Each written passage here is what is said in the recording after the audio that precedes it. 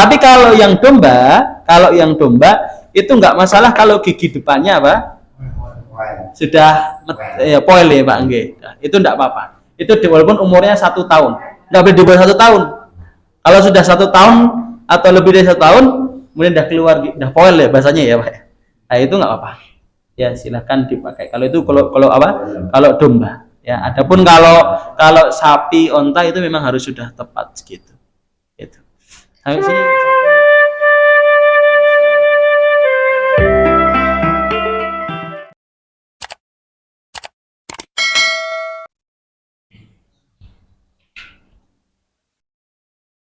Bismillahirrahmanirrahim. Assalamualaikum warahmatullahi wabarakatuh.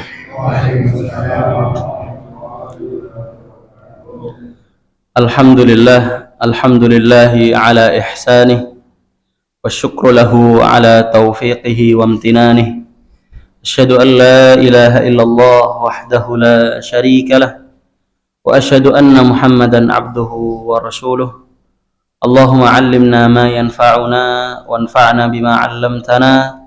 Rabbi 'allimna alladhi yanfa'una, Rabbana zidna 'ilma warzuqna fahma. Allahumma faqihna fid din wa 'allimna ta'wil. Rabbi shrah li sadri wa yassir li amri wahlul 'uqdatam min lisani yafqahu qawli, amma ba'd. Hadirin jamaah salat maghrib rahimani wa rahimakumullah. Sami sehat Bapak Ibu-ibu? Alhamdulillah. Sampun mlebet bulan Dzulhijjah nggih. Tanggal pinten iki? Tergantung niki Pak. Niki tergantung niki nek ditakeni tanggal nggih. Nggih, masing-masing lah nggih. Alhamdulillah, intinya mlebet bulan Dzulhijjah dan insyaallah tidak lama lagi kita akan merasakan ya juleknya daging gitu ya. Kalau kita dulu ketika di pondok pesantren itu, karena dulu kami mondok itu biasanya karena saking banyak dagingnya itu udah lihat daging udah enak gitu ya Pak ya. Hadirin insyaallah dirahmati dan diberkati Allah Subhanahu wa taala. Yang pertama puji syukur kehadirat Allah Subhanahu wa taala atas limpahan rahmat dan hidayahnya sehingga Allah Subhanahu wa taala masih izinkan kita, takdirkan kita untuk duduk kembali di majelis ilmu yang semoga dan senantiasa Allah berkahi dan Allah ridhoi. Kedua kalinya sholawat beriringan salam tetap tercurahkan kepada baginda Nabi Agung Muhammad Sallallahu Alaihi Wasallam, kepada sahabatnya, kepada tabi'in, kepada tabi'ut tabi'in, kepada keluarganya dan kepada orang-orang yang senantiasa istiqomah mengikuti apa saja yang beliau perintahkan, menjauhi apa saja yang beliau larangkan. Hadirin insyaallah dirahmati dan diberkati Allah Subhanahu wa taala, sebagaimana yang kami janjikan ya di pertemuan sebelumnya. Ternyata kalau dihitung-hitung ternyata kok tinggal pertemuan tak ya Pak ya. Gitu. Kemarin saya ngitung-hitungnya masih 2 pertemuan gitu. Pribon Pak?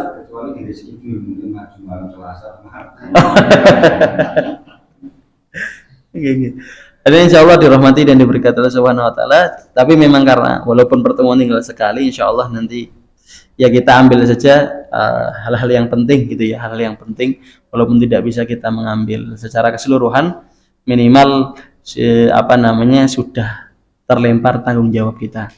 Itu karena memang dikatakan para ulama ya bagaimana Rasulullah SAW bersabda, talabul ilmi fardhatun ala kulli muslimin wa muslimatin. Tapi memang ketika menafsirkan hadis ini, para ulama mengatakan kalau kita mencari seluruh ilmu kita tidak mampu, ya. Maka yang diperintahkan kepada kita semua, kita disyariatkan, diperintahkan untuk nyari ilmu yang sesuai dengan kondisi kita. Ya, kemampuan sih mestinya Pak nggih, tapi kondisi lebih tepatnya adalah kondisi. Kemampuan itu harus, ya, kemampuan itu harus dikerahkan gitu ya. Akan tapi dicari sesuai dengan sesuai dengan kondisi kita. Ternyata qadarullah, kondisi kita sebentar lagi itu momennya adalah momen Idul Adha ya, Idul Nahri gitu ya. Makanya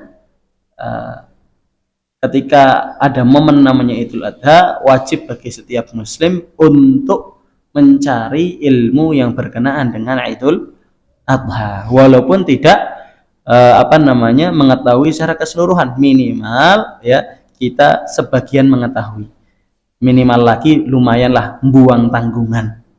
Nggih niku intine jane sih ya, intine membuang tanggungan. Karena kalau seandainya kaum muslimin, orang muslim, kemudian momennya Idul Adha dia belum tahu hukum tentang Idul Adha, tanggungan itu masih ada. Makanya ketika ada momen seperti ini kemudian kita belajar bersama, tidak lain tidak bukan ya untuk membuang yang namanya zimmah. Nggih, zimmah niku napa, tanggungan nggih. Sebenarnya lama usul fikih maturnya bara'atuz zimmah, nggih, ngilangke tanggungan.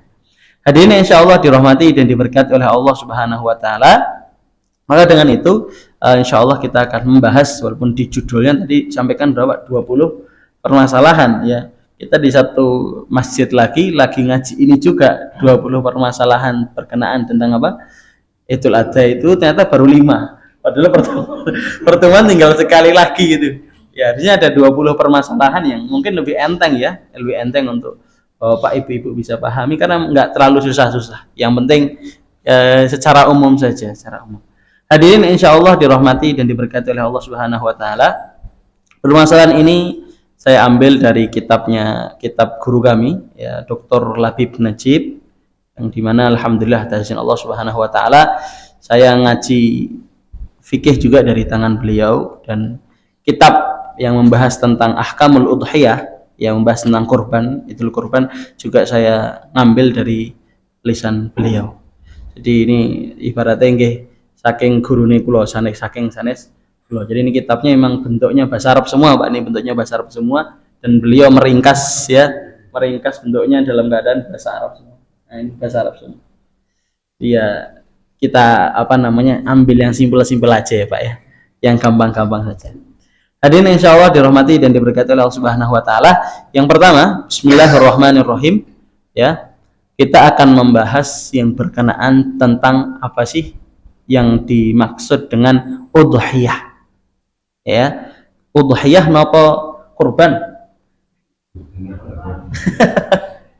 Udhiyah napa kurban? Nggih. Sing kambil nggih. Ya, namanya apa? Namanya apa? Al-udhiyah. Kata sini al-udhiyah. Oke. Al-udhiyah. Oke. Dan ini kan sing bener sih kurban apa al-udhiyah. Oke. Udhiyah niki dipundhut saking kalimatnya kados niki. Duha. Nah, diambil dari kalimat ini, Pak. Dikatakan oleh Imam Al-Baijuri rahimahullahu taala ya, al-udhiyah mustaqqun min apa? Ad-duha. Diambil dari kalimat apa?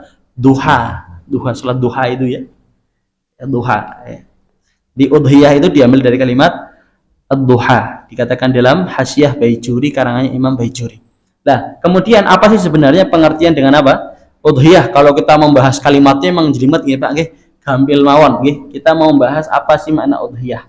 Ya. Udhiyah itu nama, yang pertama nggih. Nama ya. Apa-apa yang disembelih. Ya, nama apa-apa yang, saya ulangi, tulis saja ya Pak ya. Nama ya, apa-apa yang ngomong tadi gini ya. Gen panitiane ra kena buline. Apa yang disembelih ya di hari ya, hari nahar. Hari nahar berarti apa? Ya. Dan hari tasyrik. Ya. Oh, lupa kurang Pak, bentar Pak. Ampun. Yang disembelih ya. Yang disembelih dari hewan ya. Lebih tepatnya gini Pak. An-na'am. Oke, dari na'am ya. Pada hari nahar Nggih. Dan hari tanggal sini. Oke. Hari ini insya Allah dirahmati dan diberkati Allah Subhanahu Wa Taala. Jadi udhiyah itu nama, ya, apa-apa yang disembelih dari na'am, okay? Na'am niku napa? Hewan ternak. Ya, tapi kenapa dinamai na'am? Na'am niki kan berarti, ya, na'am ini kan tiga, nggih, napa? Yang pertama ada apa? Unta, sapi, kambing. Percaya nggak Pak? Kalau unta, sapi, dan kambing itu adalah hewan, ya, yang paling banyak meninggal dunia. Ibaratnya paling banyak matinya. Ya. Karena apa? Tidak hanya pada momen Idul Adha, tapi momen harian pun mereka hewan-hewan ini disembelih untuk dimakan, tapi populasinya paling banyak. Harusnya kan kalau sering dibunuh harusnya punah, nggih? Tapi ternyata semakin dibunuh populasinya semakin banyak. Ya, makanya na'am itu lebih tepatnya hewan yang dia terus berkembang, itu Pak. Jadi hewan-hewan yang sudah Allah takdirkan seperti unta, sapi, kemudian kambing, ya, yang dimana ini disembelih terus, ya, entah di hari kurban atau bahkan tidak di selain hari kurban, itu dimakan, ya, bahkan ditembak di hutan, ya. Tapi populasinya termasuk populasi yang paling banyak dari hewan-hewan yang telah Allah ciptakan. Ya. Ini keberkahan 3 hewan ini. Apa saja?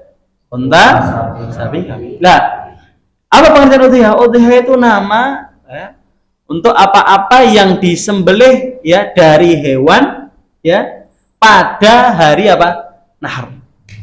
Pada hari nahar berarti kapan? 10 Dzulhijjah. Ya, 10 Dzulhijjah. Kemudian apa? Dan pada hari-hari tasyrik. Tanggal berapa hari tasyrik? 11, 12, 13. Hari di mana haram orang itu untuk berpuasa.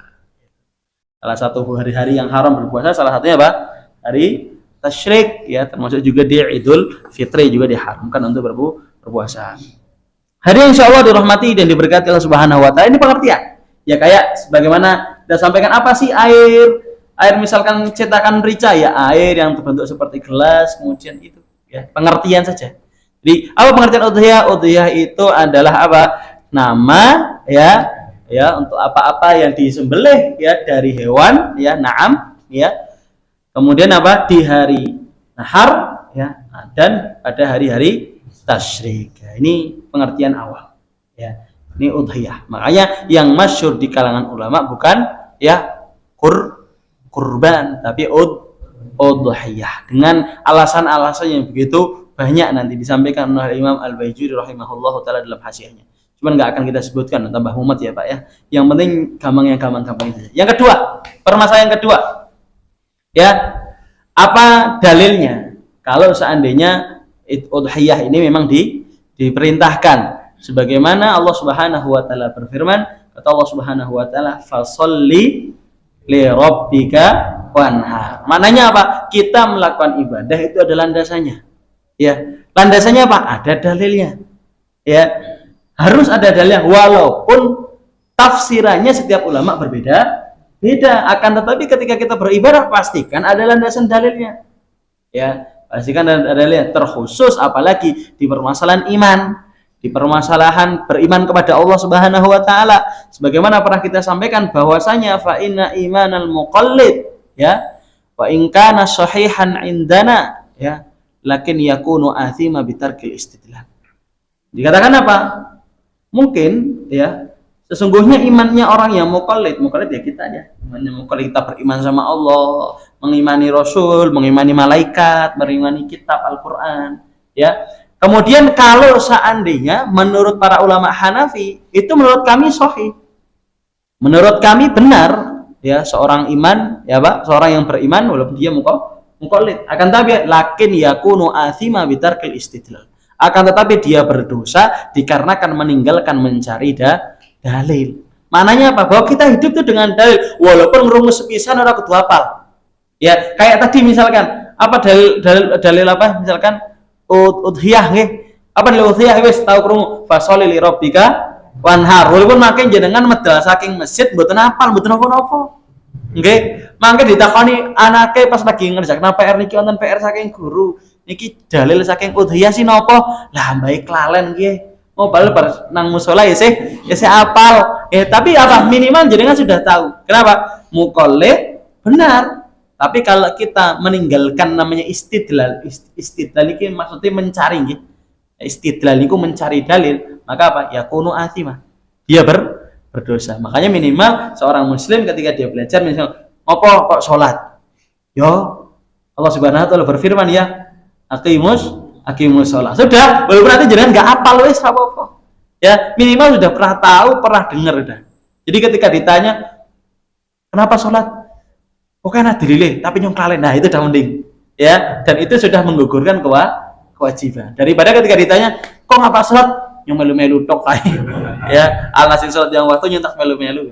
Sama ketika ngapa kok udhiyah, ya. Kenapa kamu ikut udhiyah di sana? Lah nyong gur melu-melu tok. Ya, lah ngerti orang kepenak malah dan kepriwe karo misalkan gitu. Akan tapi apa pastinya kita sudah tahu dalilnya walaupun dalilnya apa? Dalilnya nggak apal atau setelah itu kita juga nggak tahu arti dia dalilnya apa ya nggak tahu nggak apa-apa. Biasanya tahu krungu gitu dong. Oke. Hadirin insyaallah dirahmati dan diberkati Allah Subhanahu wa taala dikatakan fasholli li rabbika. Ya, salatlah untuk Rabbmu wanhar. Dalam ayat ini, Pak. Ayat ini adalah menunjukkan apa? Kalau kita melihat kesempurnaan ibadah seorang muslim, yaitu antara tunduk dan pengorbanan. Jadi ayat ini menunjukkan dua hal. Apa itu? Tunduk dan pengorbanan. Yang pertama, Pak, namanya sholat itu apa? Tunduk, khudu, tazallul, okay? Kemudian wanhar. Wanhar itu apa? Sembelih untuk mencari ridhonya Allah Subhanahu wa taala. Maknanya apa? Sholat itu tunduk, korban atau udhiyah itu apa? Pengorbanan. Makanya ini ibadah yang sangat apa? Kalau ibadah yang digabungkan ini maknanya apa? Ibadah sangat tinggi karena tunduk dan berkorban. Makanya ketika kita bisa sholat, bisa korban, masya Allah, jadinya mendapatkan apa? Mendapat ganjaran yang sangat tinggi. Karena kenapa? Menggabungkan antara dua peribadahan yang sangat agung, yaitu tunduk dan berkorban. Ya. Berkorban dengan apa? Dengan harta yang kita cintai. Ya, kalau seandainya untuk sapi berarti bisa satu sapi dibagi menjadi 7 atau pengen sapi langsung gitu ya, Pak ya. Amin misalkan nggih. Kan murah kok saiki gur berapa? 16 juta koyo ya 16 juta nang goleke ning Sumbawa tapi. Nek pinggiran dalan ra itu 13 juta. Tapi kan tidak tahu ya Pak ya namanya. Ya. Dan kemudian kalau seandainya dibagi 7 ya macam-macam ya. Ada yang 3 juta, ada yang 2.200.000 bahkan. Kemarin satu di Solo itu ada yang buka 1.800.000 untuk uyuran sapi 7 itu. Ya, kalau di Banjar kok jarang ya. Langka nggih. Banjarnegara li desa rasa Jakarta lah. Ya. Nggih. Desa rasa Jakarta. Wong segera mes lawu enduk e 12.000. Oke. Hadirin insyaallah dirahmati dan diberkati Allah Subhanahu wa taala. Jadi kalimat fasholli li rabbika wanhar ini adalah apa? Penggabungan antara dua ibadah yang sangat agung, yaitu tunduk dan berkorban. Maknanya apa? Kalau tunduk kita lakukan dengan sholat, berkorban kita menginfakkan ya harta-harta yang kita cintai. Hadirin insyaallah dirahmati dan diberkati oleh Allah Subhanahu wa taala. Itu dalilnya, dalil wajibnya nggih, bukan dalil wajib. Dalil bahwa kita diperintahkan untuk apa? Untuk berudhiyah. Akan tetapi memang bukan berarti udhiyah ini apa? Hukumnya wajib ya. Hukum udhiyah niku wonten kalih, Pak. Nggih, hukum udhiyah itu ada dua. Yang pertama,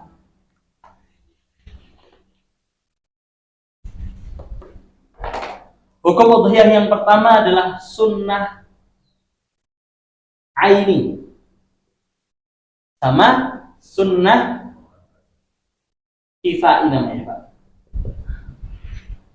Nggih. Wonten surah napa? Sunnah aini sama sunnah kifayah ya.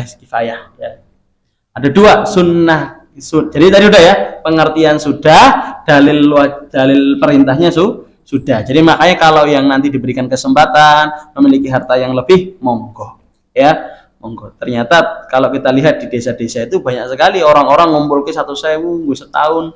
Ya, orang kadang-kadang ngingu wedhus ngasih setahun ya, memang dia khususkan untuk berudhiyah atau untuk berkorban. Kemudian yang ketiga adalah tentang hukum udhiyah ya. Hukum udhiyah yang pertama ada berapa? Ada 2. Yang ketiga ada wajib, Pak. Ya, wajib. Ya, ada 3 hukumnya. Yang pertama apa?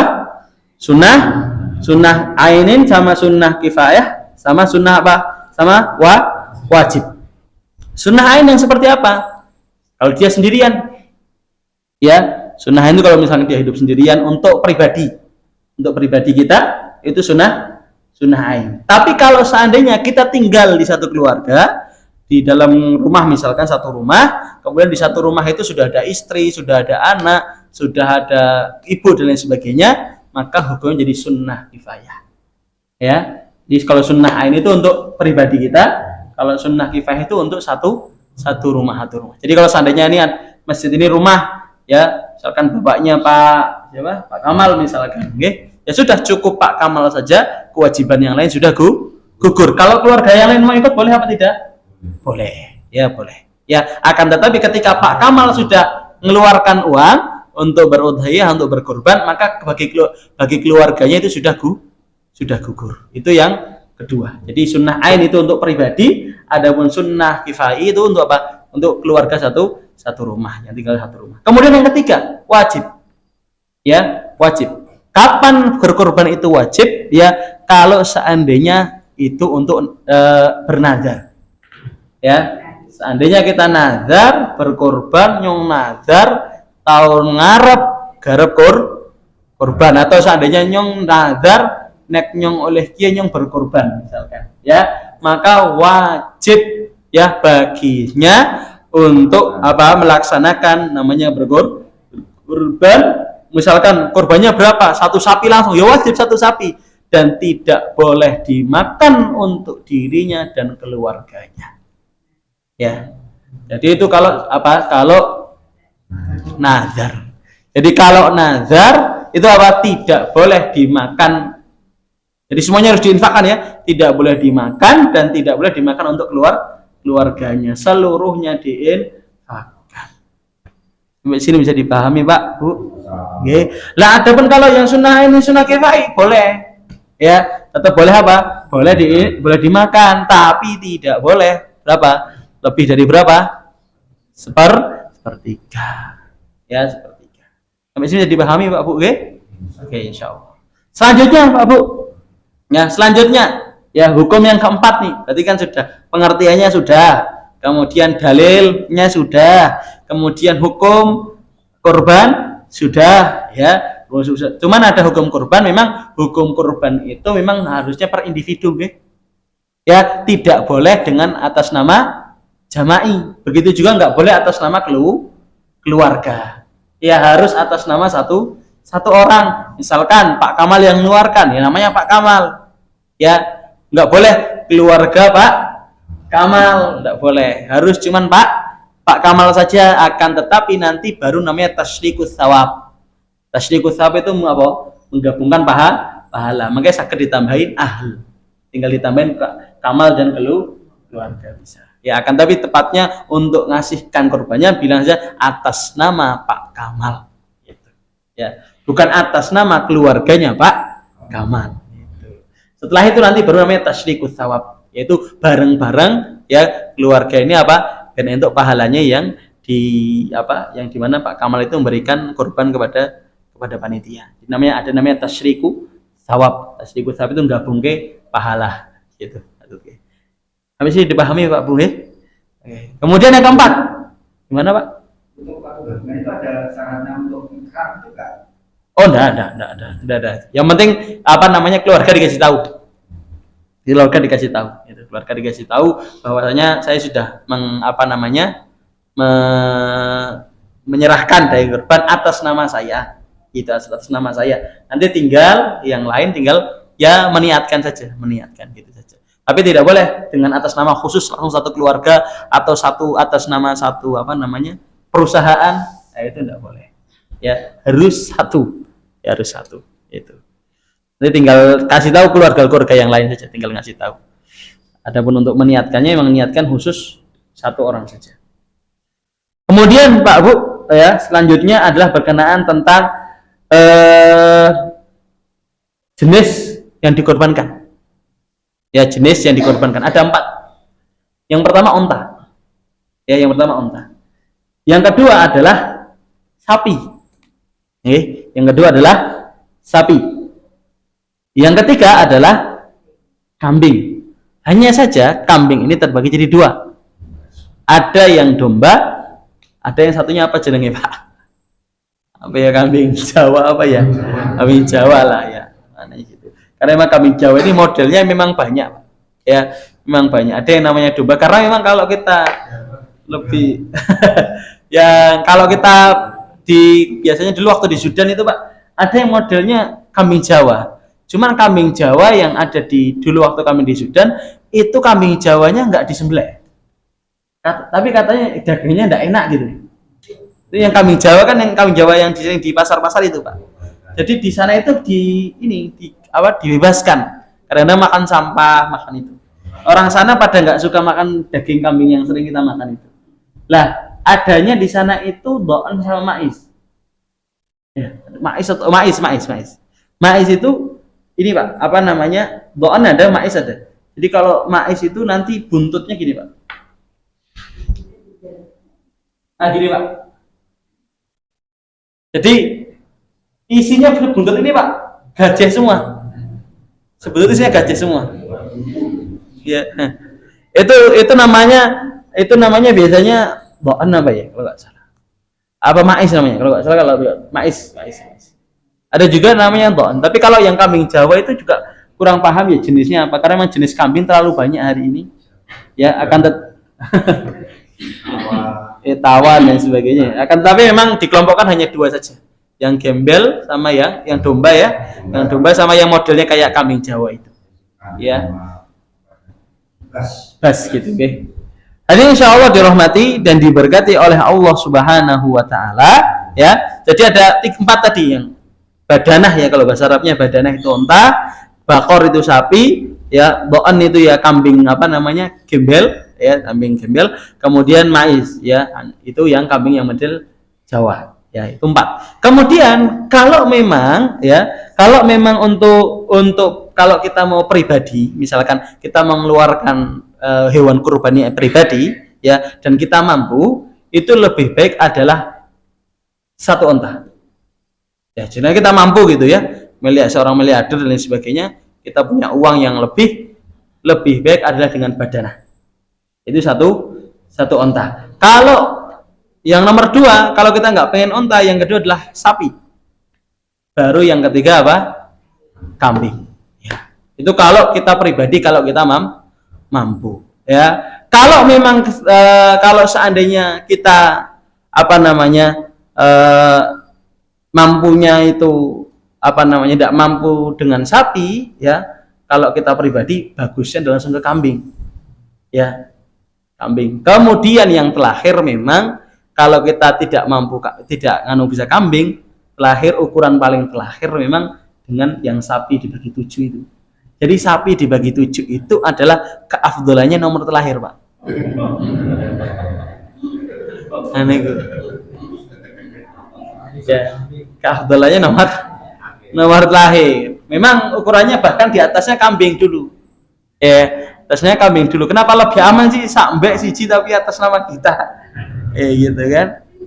Itu. Jadi ukurannya ada berapa? Yang pertama adalah, saya tulis ya, kayak ukuran afdolnya nih Pak, ukuran afdolnya.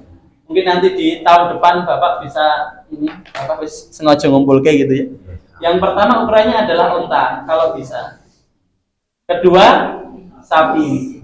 Ya, yang ketiga itu adalah kambing yang domba. Yang domba nih. Yang keempat kambing yang tadi itu yang apa Jawa itu ya Pak ya. Kemudian yang kelima baru kalau seandainya ikira iso, iki jani iso ya. Ya berarti yang sapi ya dibagi 7 itu. Ini macam Abdullah yang paling terakhir ini Pak. Ya. Tapi cuman emang kalau kita lihat ya ilah atau sebab kenapa di Indonesia memang kan terkhusus di Indonesia itu orang lebih senang daging sapi ya kata sehingga. Padahal kalau di rata-rata di orang terus orang Arab itu daging sapi adalah daging yang paling dihindari. Kenapa? Karena memang apa ya? Mungkin kumannya lebih banyak dibandingkan kambing dan unta. Makanya kalau kita biasanya kalau di Arab itu biasanya kalau kita lihat itu jarang sekali orang korban dengan sapi. Seringnya itu kambing sama unta. Gitu. Ketika ditanya ini daging apa? Daging sapi warak doyan. Gitu Pak.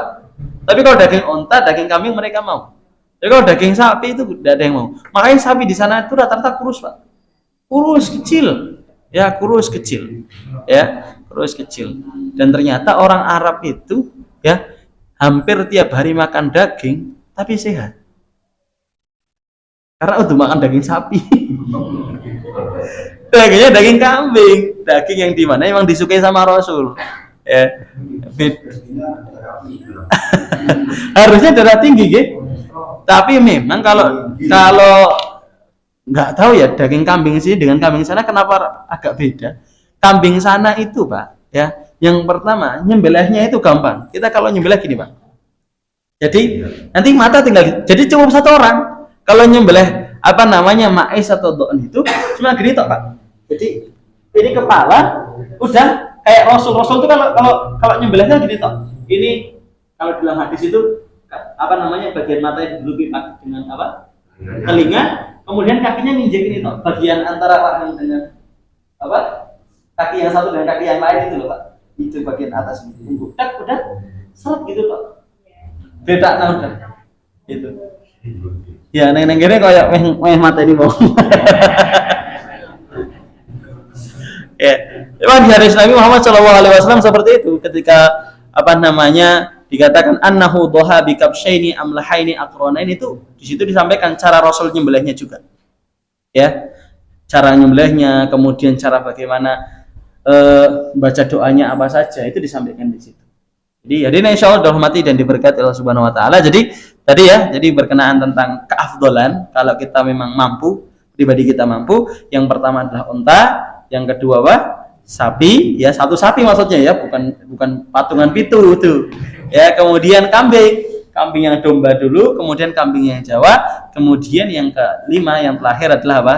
Dengan ukuran yang sapi dibagi itu 7. Itu ukuran paling terakhir keafdolannya gitu. Cuman memang di Indonesia itu melihat dengan ini kebutuhan. Ya, apa? Kondisional. Karena memang kondisi di Indonesia itu memang membutuhkan daging yang banyak gitu. Nek wedhus siji iki koyoke metu-metu niki nek ora 5. Ya 5 sampai 7 kilo. Ya, urung kok dijukuk sepertigane. Ya, itu. Tapi ya nek kambing 100 ya lumayan ya, Pak ya. Jadi insyaallah dirahmati dan diberkati oleh Allah Subhanahu wa taala. Jadi ini ukurannya ada 4 ya. Unta, sapi, kemudian apa namanya? Kambing ya. Kambing, kemudian yang terakhir adalah sapi dibagi 7. Jadi insyaallah dirahmati dan diberkati oleh Allah Subhanahu wa taala. Sekarang ukurannya, Pak. Selanjutnya masalah kelima, itu ukurannya berapa? Unta ukurannya berapa, kambing ukurannya berapa, sapi ukurannya berapa, ya, doan ukurannya berapa, ya. Yang pertama Pak, kalau dia unta itu khamsusinin tamah fil ibil, yaitu 5 tahun genap. Itu kalau unta, jarang nek kene ana unta, ya. Dulu mau dijual apa katanya? Ayo kita gaskan sekali-kali lah kalau yang baru dijual Ya, lumayan kok, belum pernah ada kan, jarang lah di sini apa namanya anu onta. Itu harus 5 tahun. Lah ukuran ini adalah ta'abudi. Ta'abudi maknanya apa? Tidak bisa ditukar. Jadi kalau seandainya ada onta, ukurannya piro? Onta 4 tahun, tapi gede, nggak bisa. Ya, ukurannya tetap 5 tahun, tidak bisa dirubah-rubah. Ya, itu yang pertama. Yang kedua, kalau seandainya yang kedua adalah sapi dan apa? Dan mais itu yang apa namanya? Domba Jawa. Oke. Sapi dan domba Jawa itu ukurannya adalah 2 tahun tepat. Ya, 2 tahun tepat. Ya. Tapi ono sapi ini setahun 8 bulan. Gede lemuk, tidak bisa. Ya, tidak bisa tidak bisa ditolerir. Kenapa? Karena ini kalau di mazhab Syafi'i namanya ta'abudi. Ta'abudi itu ya wis kang Gusti Allah kados niku. Jadi mboten saged ditawar kados niku. Ya kayak misalkan ukuran diwaris lah nggih. Kados diwaris itu kan juga ta'abudi. Misalkan laki-laki dapat 1, perempuan dapat setengah. Ya, ujuk-ujuk meh protes. Ya ono protes karo Gusti Allah. Kalau mau protes. Ya, karena kenapa ini ta'abudi?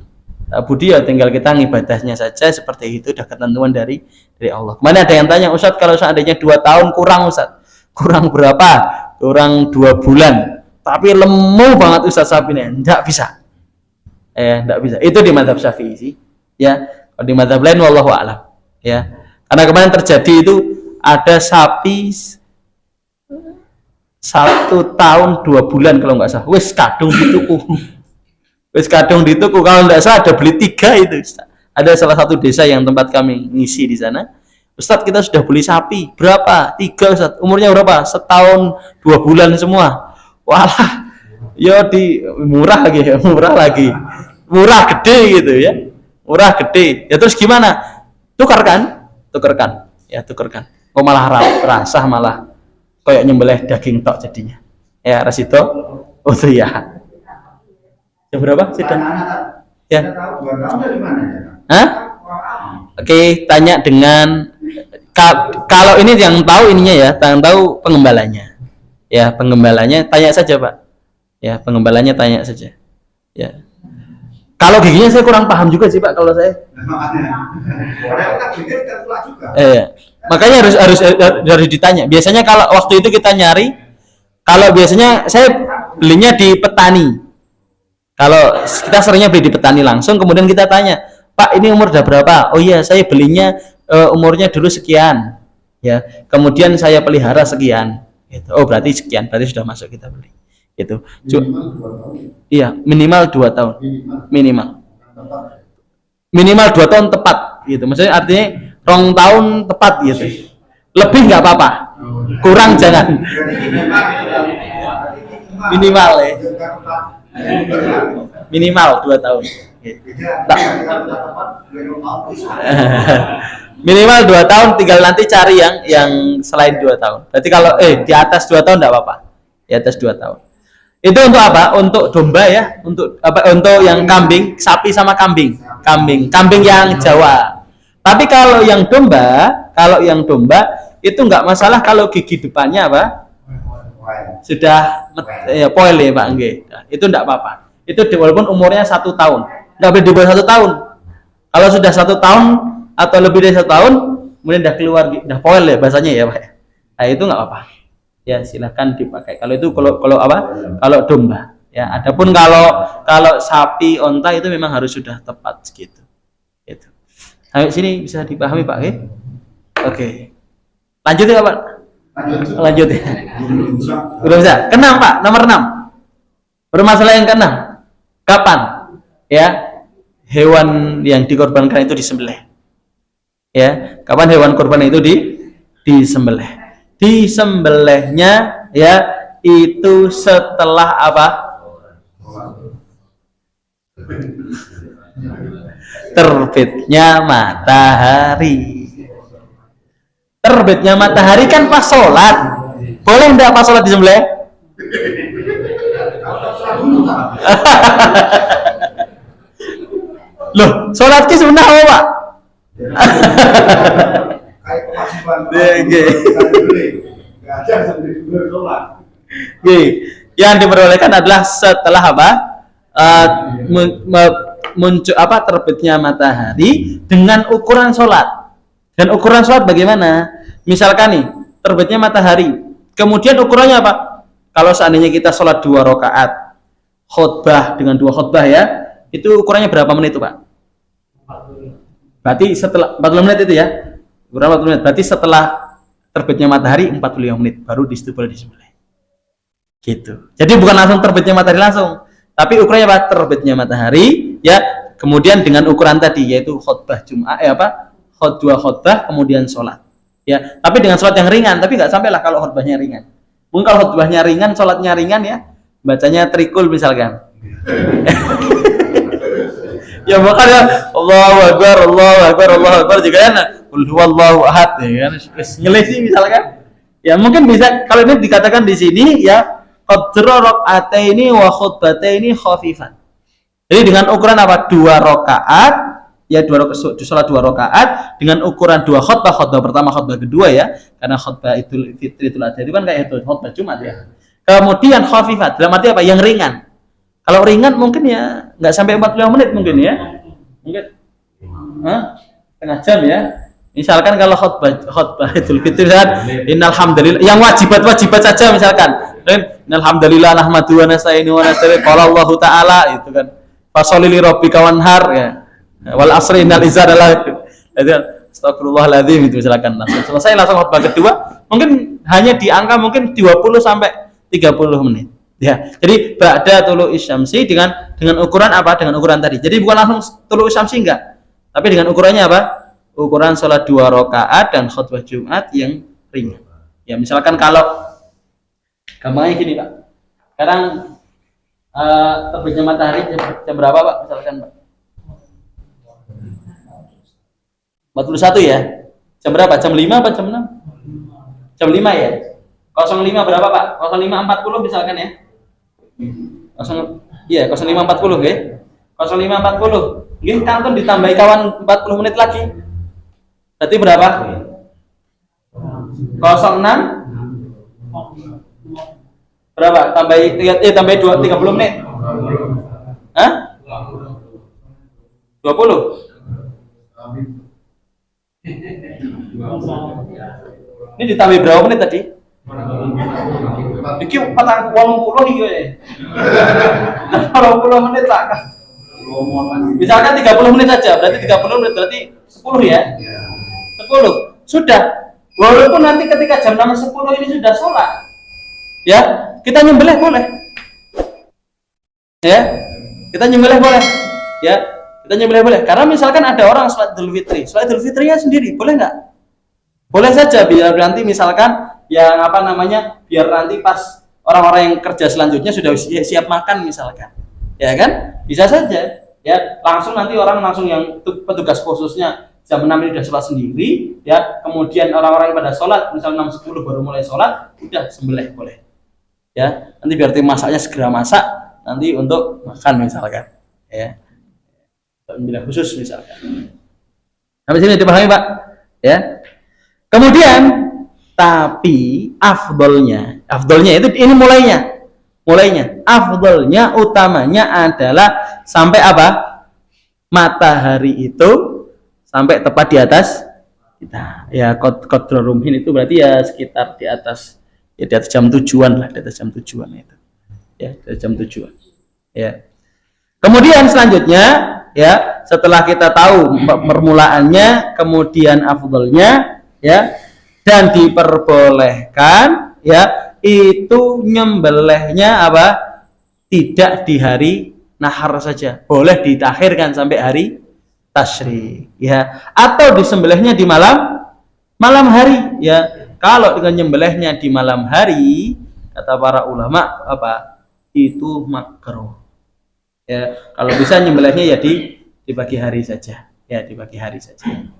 Bisa dipahami, Pak? Ya. Kemudian selanjutnya, Pak, permasalahan yang ketujuh. Saya pilihkan yang paling gampang dulu Pak, sing mesti kepake.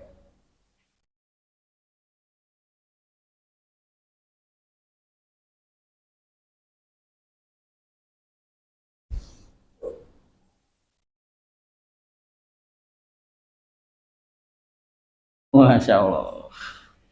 Lanjut nih Pak, permasalahan selanjutnya nomor 7, yaitu ya kalau onta ya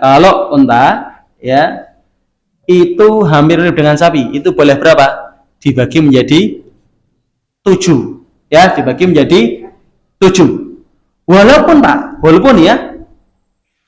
yang pertama ketujuh-tujuhnya ini sepakat untuk udhiyah semua. Harus sepakat ya, yang pertama sepakat 7-7-nya nih yang iuran go korban ya. Atau dari 7, 3 orang pengen korban, yang satu niatnya untuk hadiah ya, atau yang sebagian ya niatnya hanya pengen oleh daging, nggak diniatkan untuk apa? Korban. Inti boleh. Jadi misalnya 7 orang, 1, 2, 3, 4, 5, 6, 7 Pak ya. 3 orang pengen apa? Pengen korban. 2 orang pengen dagingnya tok. 2 orang lagi ya itu pengen buat hadiah misalkan untuk infak seperti biasa, nggak buat korban. Ini boleh. Jadi nggak harus 7-7 itu sepakat semuanya untuk korban. Ya. Nah, nek paling gampang niatnya mbok diakai Pak. Ya, semoga dengan korban isoin Pak, ngei hadiah nggo fakir miskin dan lain sebagainya. Ya. Jadi kalau bisa semuanya untuk nggak harus semuanya apa? Sepakat untuk korban. Ini itu permasalahan selanjutnya. Jadi nomor 7. Kemudian ya, selanjutnya ya, apa saja aib-aib yang menjadikan ya hewan korban itu tidak boleh dikorbankan ya. Yang pertama Pak, disampaikan ya, al-aura'ul bayyinu awaruha. Yang pertama adalah tentang apa? Hewan kurban yang kehilangan apa? Salah satu dari bola matanya. Ya. Jadi apa? Kehilangan salah satunya. Itu yang pertama, ya. Yang kedua, ya. Yang selanjutnya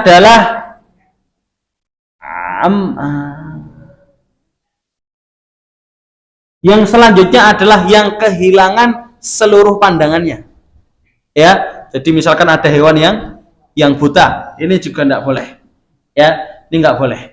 Yang selanjutnya yang pertama tadi yang kehilangan satu bola mata, ya, atau kehilangan ya pandangan salah satunya, kemudian kehilangan 2 pandangannya, 2 buta ya, buta. Kemudian yang ketiga pincang.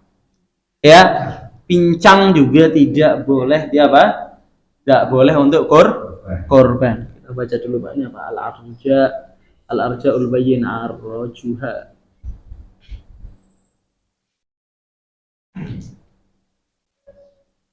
Pincang dari kecil apa? Bahwa anak jatuh pincang menjadi apa? Nah Pak, Gul itu seperti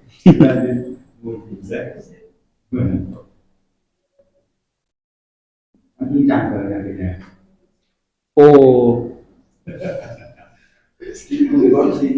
Ini Pak, dikatakan di sini Pak, walaupun pincangnya itu ya ketika hendak disembelih. Itu sering terjadi Pak. Ini dikatakan walau kana husulul araji laha inda idja'iha. Jadi memang walaupun ketika Pak, makanya hati-hati itu ya Pak ya. Memang ini memang masalah pincang ini ternyata al-arja'ul bayyinu arajuha. Ya. Jadi pincang ya, pincang. Walaupun pincangnya itu ya ketika hendak disembelih. Ya, entah nanti patah tulang atau patah apa itu. Kemudian selanjutnya yang keempat ya maqtu'ul udhun.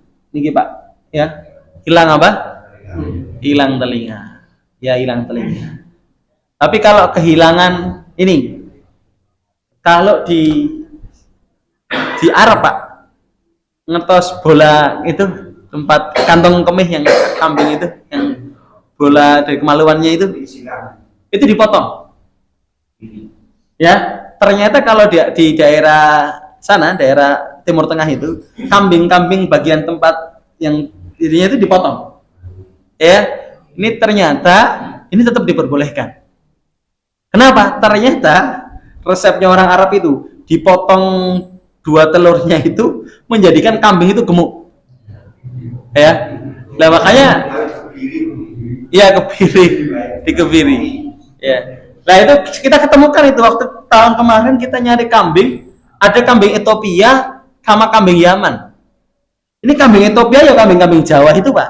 Ya itu enggak, tetap masih ada. Badannya kurus-kurus. Terus kambing-kambing sana pendek-pendek, tapi badannya gempel-gempel. Lihat, loh kok ini enggak ada ininya, enggak ada apa? Telurnya gitu. Kemudian para pengembala cerita di sini itu orang-orang Arab itu apa namanya telurnya itu waktu kecil langsung dipotong. Loh, biar apa? Biar gendut katanya. Biar lemu katanya. Ya gitu. Lah kemudian ulama fikih terusus di mazhab Syafi'i membahas beberapa, kemudian kita tanya dengan masyayikh kita, para guru kita tanya, ini gimana sih hukumnya? Kan hilang ya. Kayak misalkan kayak telinga kan hilang ya. Kemudian kata Syekh, kemudian Syekhnya tanya dengan gurunya, ya. Dikatakan bahwasanya ini diperbolehkan. Ya, diperbolehkan dan ini tidak kemudian tidak menghalangi hewan tersebut untuk dikorbankan. Ya. Jadi 4 aja Pak yang dilarang ya. Yang dilarang 4 aja. Yaitu apa saja? Kehilangan salah satu bola mata ya. Kehilangan salah satu bola mata ya. Kalau dua-duanya berarti wis mesti lah itu. Kemudian yang kedua adalah kehilangan pandangannya. Kehilangan pandangannya walaupun bola matanya masih ada. Ya, jadi buta gitu ya. Kemudian yang ketiga, pincang. Walaupun didapati sebelum apa? Sebelum disembelih. Makanya nanti yang beli kurban harus hati-hati. Yang ngedon kene ya hati-hati. Ya, hati-hati banget ya. Karena kenapa ini penting, takutnya nanti nyembelih ora dadi nyembelih kurban tapi nyembelih daging ngono lho, iman-iman. Kemudian yang keempat lahir adalah terputus apa? Tali telinganya. Ini telinganya juga tidak boleh. Ya, kenapa tidak boleh? Memang ini ada termasuk ta'abbudi juga. Ya, ada hadis-hadis Nabi Muhammad SAW yang melarang itu. Nah, akan tetapi seperti kehilangan apa tadi? Bola mata apa? Kantong kemih, kemudian apa? Tandu, ini tidak masalah. Mungkin itu Pak yang paling penting. Saya pilihkan lagi ya Pak. Paling penting lagi. Adapun kalau mengucapkan takbir, kemudian doa, kemudian menghadap kiblat, itu hukumnya sunnah.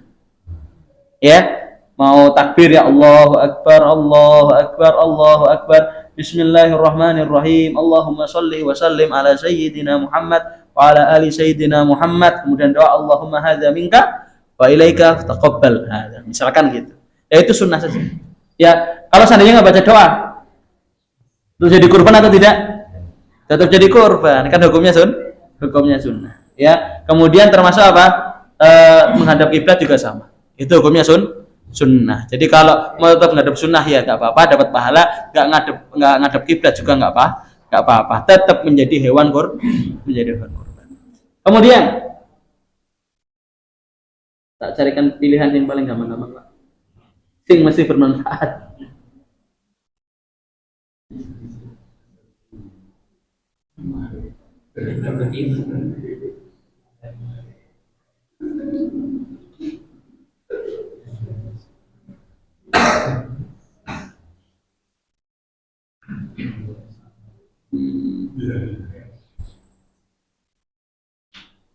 Kemudian selanjutnya yang sering sekali terjadi adalah dilarang untuk menjual apapun itu, mau sampai kulitnya yo dicacah, dibagikan, dan tidak boleh juga mengambil upah ya untuk membayar upah si pekerja dari daging tersebut. Jadi murni semuanya diinfakkan, nggak boleh dijual. Ya, kemudian ya Yang pertama tadi harus diberikan semuanya ya, tidak boleh dijual ya. Kemudian tidak boleh tadi untuk diberikan upah untuk si pekerja, harus diambil dari selain itu. Kemudian apa? Tidak boleh dalam keadaan sudah masak. Jadi nggak boleh sudah dimasak baru dibagikan, nggak boleh. Harus apa? Harus dalam keadaan ya. Kemudian tidak boleh sudah dalam keadaan di apa? Biasanya itu dagingnya sudah digiling. Itu juga nggak boleh. Tidak diproses nggak boleh. Harus bentuknya daging, masih bentuknya seperti itu dikasihkan. Ya, nggak boleh itu.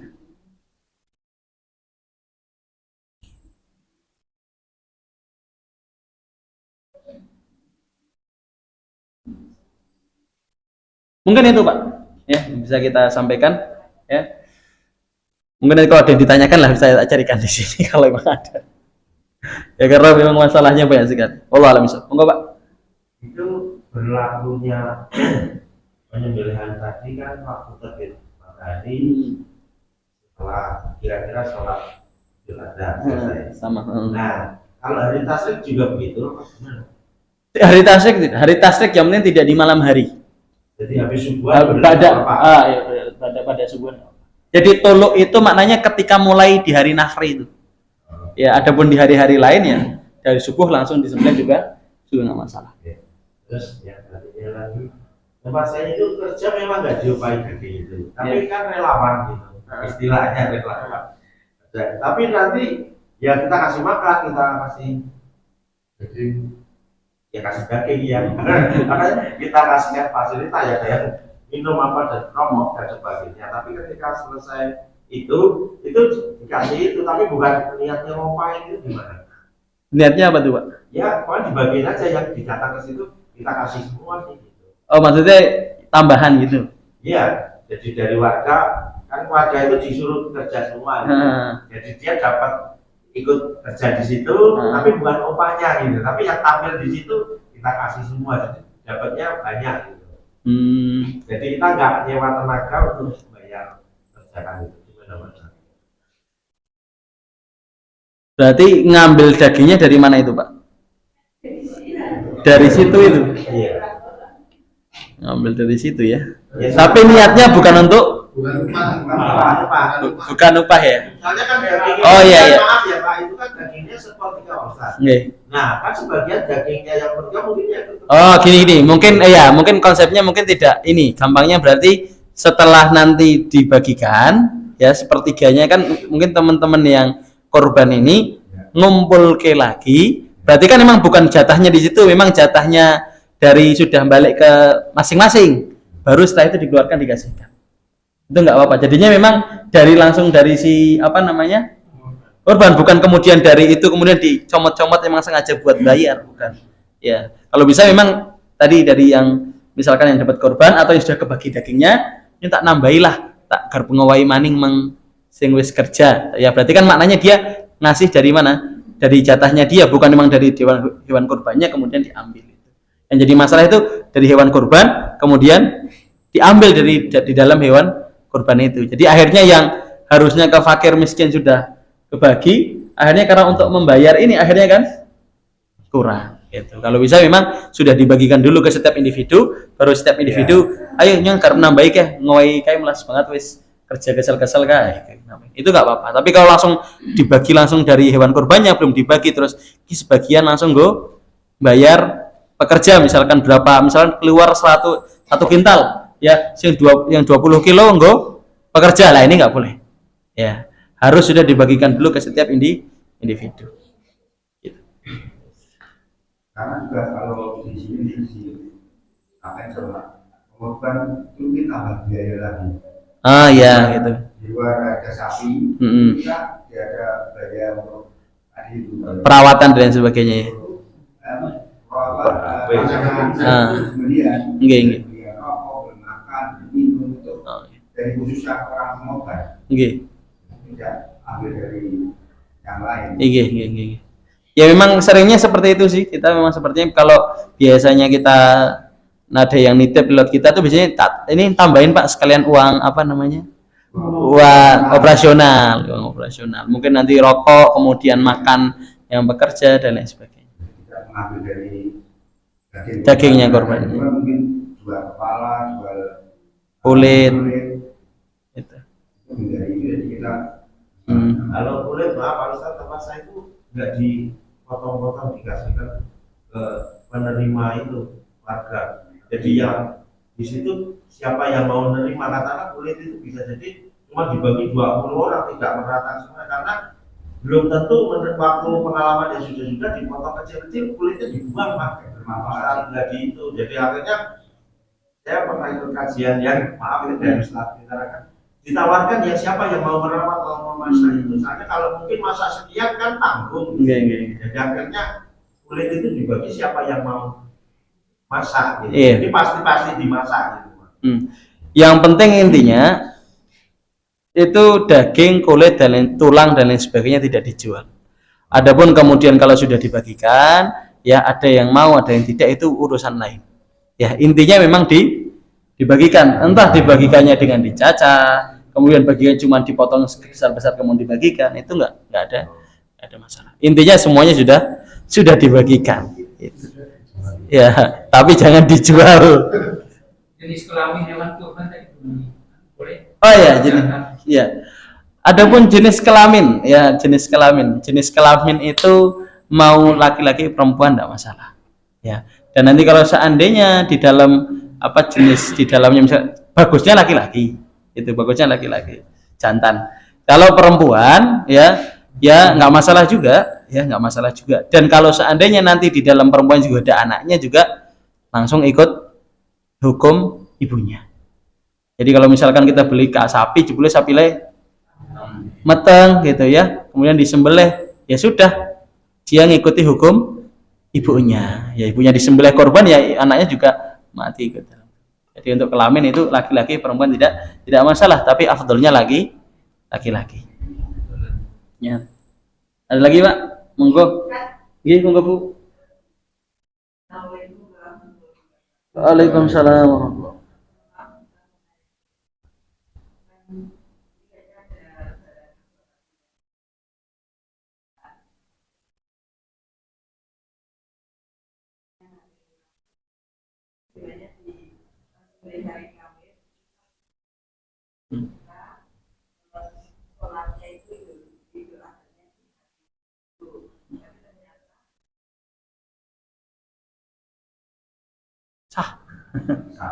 Sabu. Ya. Hari apa? Salatnya hari Rabu nggih. Nyembelih hari Kamis. Sah. Kan tadi penjelasannya jelas, Bu. Hewan yang disembelih pada hari nahar. Hari nahar itu berarti hari Idul Adha atau hari tasyrik. Hari tasyrik kan 11, 12, 13. Berarti kalau hari naharnya yang Idul Adhanya hari Rebo, berarti itu hari naharnya hari Rebo. Hari Kamis, Jumat, Sabtu itu hari tasyrik. Jadi kembali hari Kamis juga tetap sah. Ya. Kebalikannya gimana? Apa? Kebalikannya. Tidak bisa. Sesuaikan dengan apa yang dia itu kan. Hanya hari Kamis, tapi kurbannya di panitia yang hari Rabu.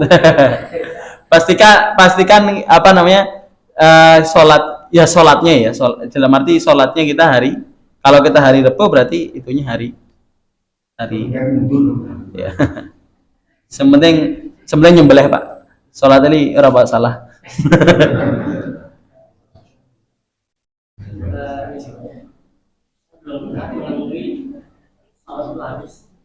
Terkait fadilah dari korban. Tapi contohnya kalau misalnya mengikuti kajian seperti ini ya, itu fadilahnya jelas misalnya kalau mendapatkan nawar terus pahala haji dan umroh. Kalau berkorban sebenarnya kayaknya belum ada hadisnya menunjukkan bahwa fadilah khususnya itu apa. Oh iya. Kita bukakan hadis dari diriwayatkan salah satu imam ya. Jadi saya bukakan bukunya sebentar. Mana?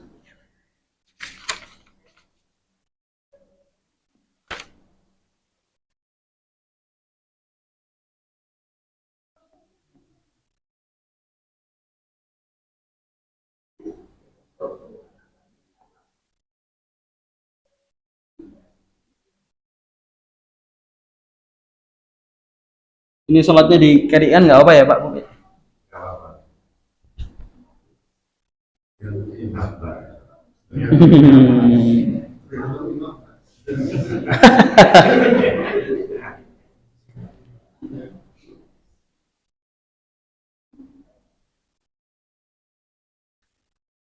Ya, dikatakan diriwayatkan oleh Imam At-Tirmidzi rahimahullahu taala ya radhiyallahu anhu ya, yang datangnya dari An Aisyah radhiyallahu anha anna Nabiy sallallahu alaihi wasallam bersabda ya, tidak ada amalan ya Ibnu Adam yauman nahri ya, tidak ada amalan yang lebih Allah cintai pada hari amalan Bani Adam yang Allah cintai ya pada hari nahar ya, kecuali apa? Min iraqatid dam, yaitu mengalirkan darah.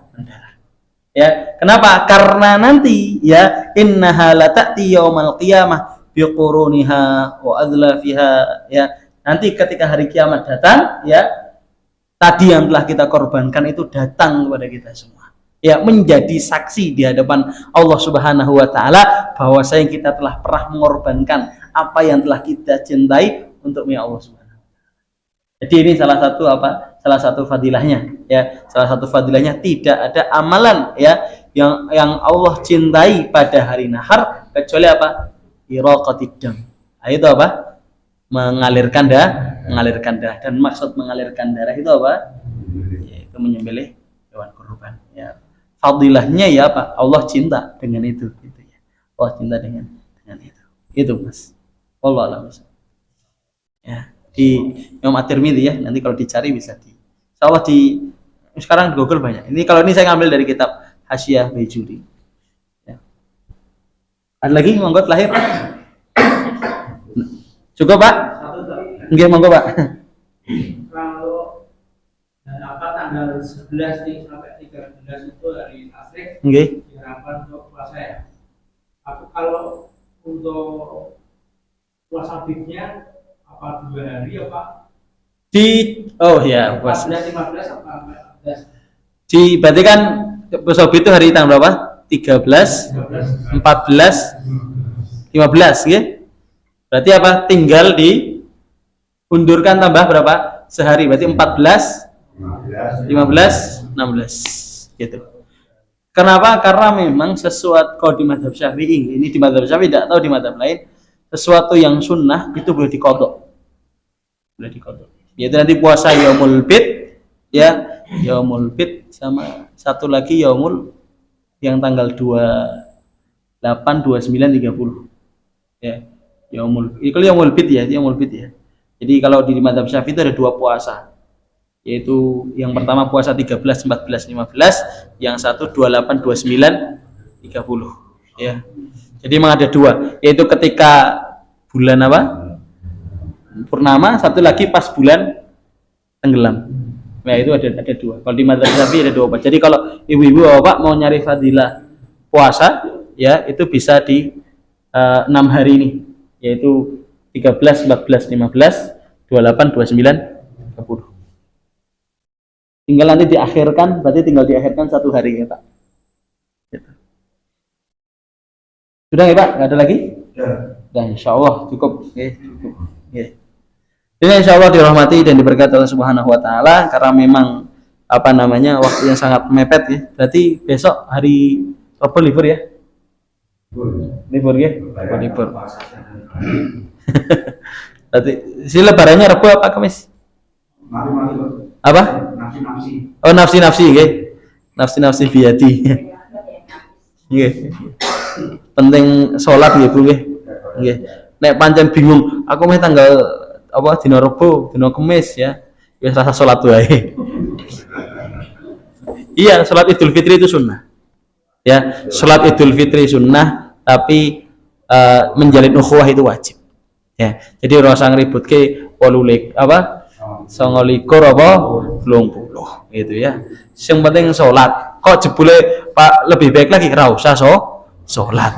Iya, kenapa? Karena sholat Idul Fitri itu sunnah, menjaga ukhuwah Islamnya itu wajib ya. Daripada ukhuwah Islamnya pecah, mending rasa sholat. Meninggalkan yang sunnah demi yang wajib kan lebih baik Ya, daripada ono gontok-gontokan ra rampung-rampung aku 29 kowe 30 mau. Berarti kowe ra ahlu sunah kowe ra taat pemerintah lah, rampung-rampung. Nggih. Kenapa? Puasa Arafahnya ditentukan dengan istihadnya. Kalau istihadnya puasa hari Rabu, idnya Rabu berarti Arafahnya Selasa. Udah gitu saja. Ya, sesuai dengan istihadnya. Ya, sesuatu yang luas jangan sempit.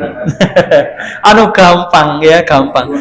Ya gitu aja repot gitu ya. Jadi kalau apa Arafah melu yang mana? Arab Saudi, ya urusannya Arab Saudi. Urusannya Indonesia ya ulama Indonesia. Nggak bisa kemudian rata-rata para ulama nggak mungkin permasalahan yang ada di Indonesia akan disamakan dengan urusan di luar Indonesia. Mesti rata-rata nggih Pak niki lahir mawon rata-rata para ulama kalau kita tanya, Syekh kita tuh di Indonesia ada ini, ada yang sholat idnya hari ini, sholatnya jawabannya gampang, itu urusan ulamamu, bukan urusan saya. Ya, bukan urusan saya. Urusan saya ya urusan sholat id di negara saya. Negara kamu ya negara kamu. Ya, kok jebule kok Arafah ning kene tanggal piro? 29. Terus ning kono ning Arab Saudi malah Arafah dina Selasa. Ya enggak apa-apa. Ya, enggak apa-apa. Karena emang istihadnya seperti itu. Sing bener sapa? Sing bener Allah. Ya. Sing merasa bener kuwi lah sing kebangetan gitu kan. Itu kan namanya lagi ini ya, namanya ikhtiyat. Ikhtiyat itu apa? Sifat kehati-hatian. Ada orang yang berhati-hati pinginnya sholatnya dina Rebo, Arafah dina Selasa. Ada orang yang berhati-hati sholatnya hari Kamis, Arafah dina Rebo. Kok beda? Ya nggak apa-apa. Itu istihad jenengan, saya istihadnya seperti ini. Ya, gitu Pak. Makanya tadi apa? Nek wis debate kenceng banget ora usah sholat yang rumah masing-masing. Ya, sholat Idul Adha juga hukumnya sholatnya sunnah. Ya nek dong sunnah wae metu nek ora sunnah atau metu. Lah ya, lha saya sunnah diributi sing wajib atau diributi kok, Pak? Lha jebule sholat wajib oke sing ora sholat lho, Pak. Ora ono sing ribut. Ya, nek lagi masalah sunnah iki ribute masyaallah. Ya. Lagi kata boleh saniki sing mboten salat. Nggih. Ya, tapi jebule enggak ada yang ribut. Tapi kalau lagi pas urusan sunnah saja jan ribute ya masyaallah. Ya padahal sunnah niku nggih. Dilakokna ya ora apa-apa gitu ya. Ditinggalke ya. Itulah tanda Pak, ya menurunnya ilmu pengetahuan. Itu tanda menurunnya ilmu pengetahuan. Makanya PR kita semua Pak, aja malas tekoni majelis ilmu. Ya, akhirnya kalau kita datang majelis ilmu kita kan tahu kayak gini Pak. Kalau nggak tahu, ya masih ribut juga jadi kita.